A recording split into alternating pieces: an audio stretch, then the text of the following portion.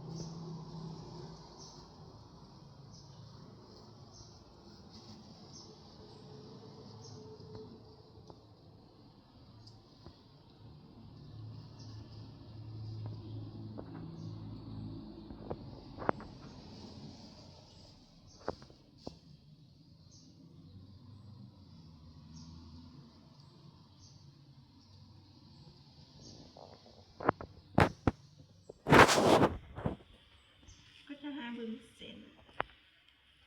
อะไรเนี่ย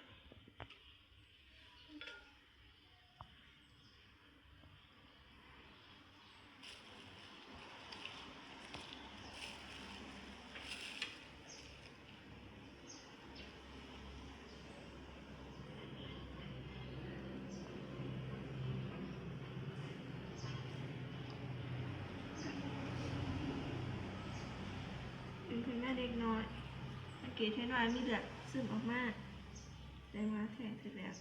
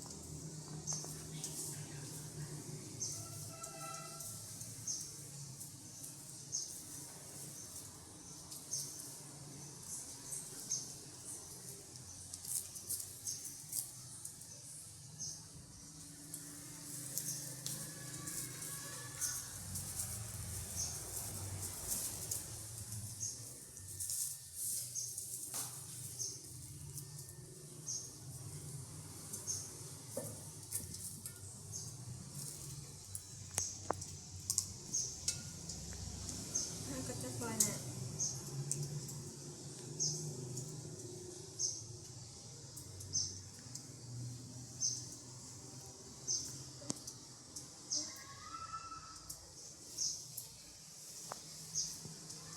โดยพอแล้วเด้อที่จะลูกแม่น้ำโอ้ยพอ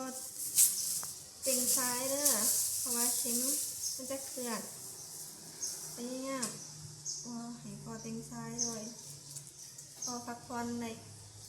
ตามสบายได้เด้อโดยขอบใจจะมาเก็บเหรียญอุปกรณ์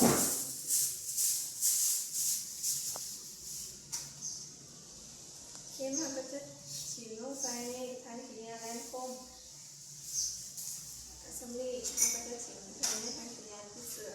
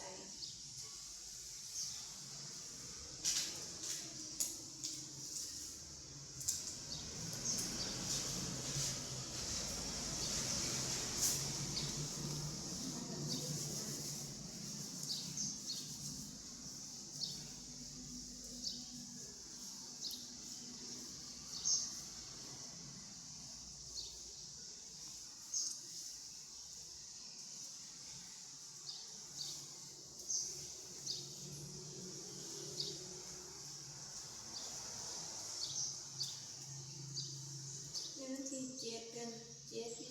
2026ไล่